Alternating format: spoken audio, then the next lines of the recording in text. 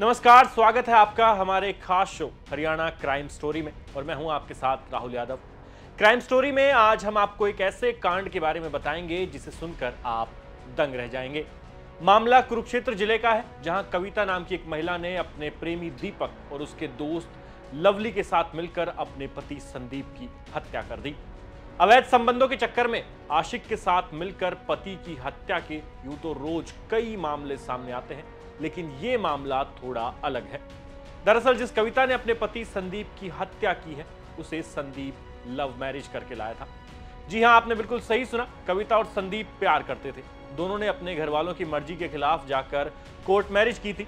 यूं तो संदीप करनाल का रहने वाला था, लेकिन उसने पहले तो परिवार के खिलाफ जाकर कविता से कोर्ट में शादी रचाई और फिर परिवार को गांव में छोड़कर कविता के साथ कुरुक्षेत्र आ गया।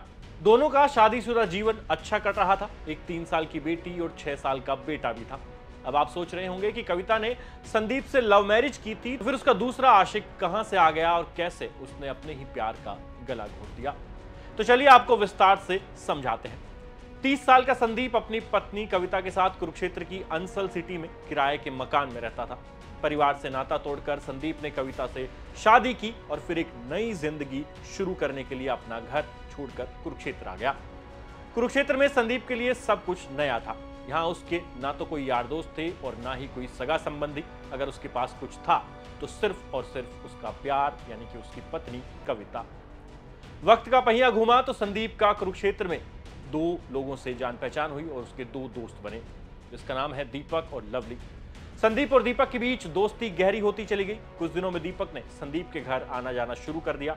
संदीप ट्रक चलाता था और काम के सिलसिले में कई दिनों तक घर से बाहर रहता था। इसी मौके का फायदा उठाकर दीपक ने संदीप की पत्नी से नजदीकियां बढ़ाना शुरू किया। दीपक अब संदीप की गैर मौजूदगी में उसके घर जाने लगा। संदीप की पत्नी ने भी अपने पुराने प्यार को भुलाकर दीपक के साथ संबंध बना लिए। मतलब अब संदीप को 2 सबसे करीबी लोगों ने धोखा देना शुरू कर दिया था, जिसमें पत्नी के लिए वो परिवार से बागी हुआ और कोर्ट मैरिज की। उस पत्नी ने संदीप के प्यार की धज्जियां उड़ा दी और संदीप कुरुक्षेत्र में जिस दीपक को अपना सबसे अच्छा दोस्त मानता था, उसने भी दोस्ती में विश्वासघात करते हुए संदीप की बीवी को ही अपना बना लिया। संदीप ट्रक चलाता, हफ्ते हफ्ते बाहर रहता और यहाँ घर में उसकी पत्नी कविता अपने आशिक दीपक के साथ रंगरलियां मनाती। कई दिनों तक ये सिलसिला चलता रहा। इसी बीच कविता अक्सर संदीप से उसकी लोकेशन मांगने लगी। लोकेशन के जरिए कविता अंदाजा लगा लेती थी कि संदीप को घर पहुंचने में कितना वक्त लगेगा और फिर वो उसी हिसाब से अपने आशिक दीपक को घर से रवाना कर देती। कविता का बार बार यूं लोकेशन मांगना संदीप को अजीब लगा और फिर उसका शक गहराता चला गया।